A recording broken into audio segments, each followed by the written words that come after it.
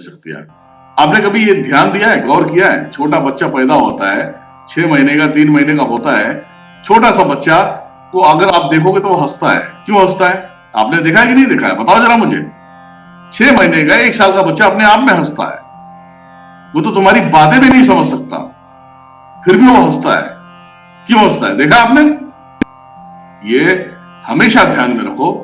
बच्चा जब 5 साल का होता है ना, 5 साल तक परमात्मा उसके अंदर ही होते हैं और परमात्मा उसे साक्षात दिखते हैं।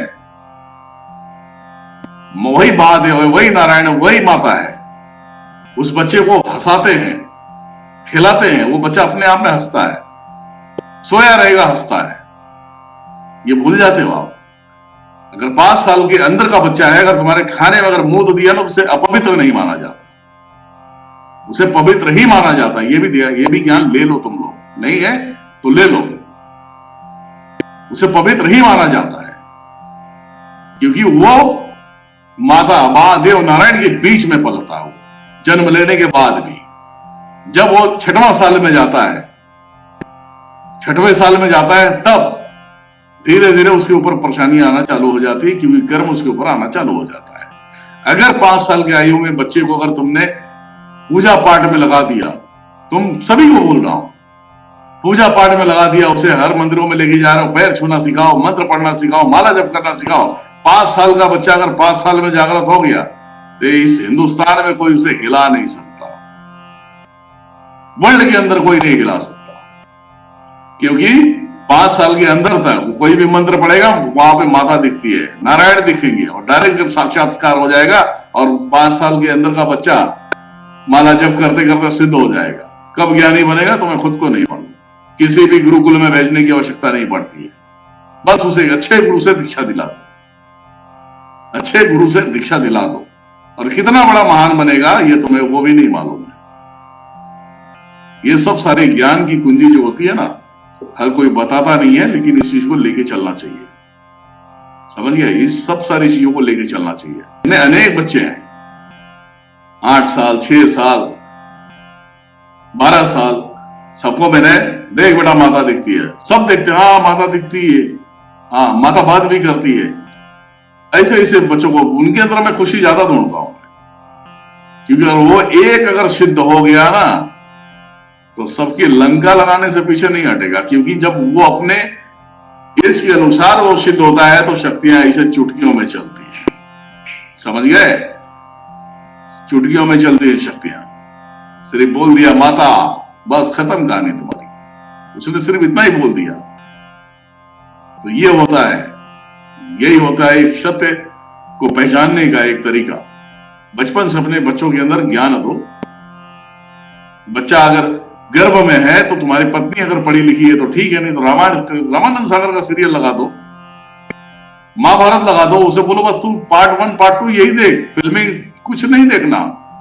अगर पढ़ी लिखी औरत है उसे शास्त्र लाके दो, श्याम वेद, ऋग्वेद, अथर्ववेद, आयुर्वेद, ये लाके दो।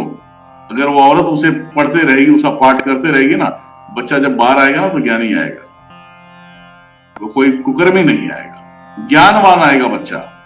आपने ये कहावत तो सुना होगा कि द्रौपदी को अर्जुन सिखा रहा था, बता रहा था, और अभिमन्यु पेट में था, बता रहा था कि रणनीति में 7 प्रकार के इसमें षड्यंत्र होते हैं, 7 प्रकार के षड्यंत्र होते हैं, और 7 को इस तरीके से तोड़ा जाता है।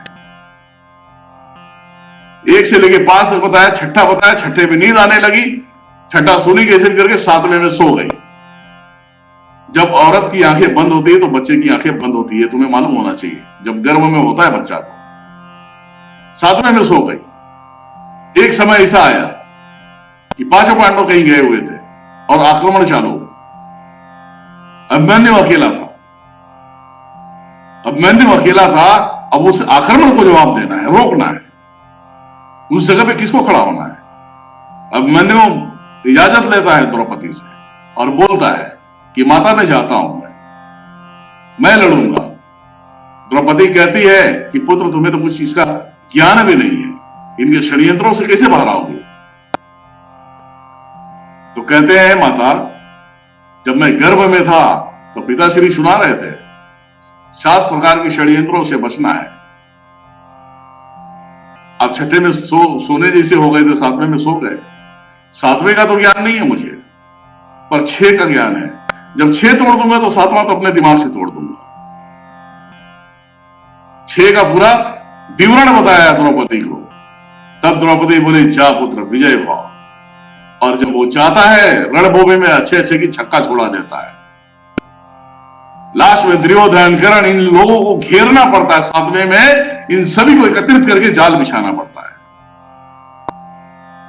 और उस जाल से वो नहीं निकल पाता। द्रौपदी काश अगर सोई नहीं होती और 7वें षड्यंत्र के विषय में ज्ञान मिल गया होता तो महाभारत उसी समय समाप्त कर देता। वो आपको मालूम नहीं है, महाभारत उसी समय समाप्त कर देता, सबका हत्या कर देता हो। लेकिन नहीं, 7वें का ज्ञान नहीं मिला, इसलिए वो मारा गया।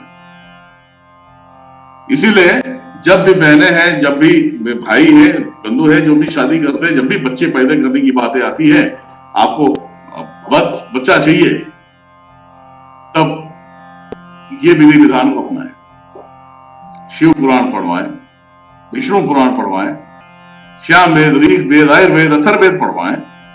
इससे आपका बच्चा ज्ञानी होगा। तो जब जन्म लेगा ना, तो तुम सोच नहीं सकते कि तुम कौन से स्तर पे हो। तुम्हारे ज्ञान कहाँ है मालूम नहीं, लेकिन जो ज्ञानवान होगा ना, वो तुम्हारा नाम रोशन करेगा। समझ गए? हम बड़बड़ कर रहे हैं कि तुम लोग सुन भी रहे हो। ये बताओ।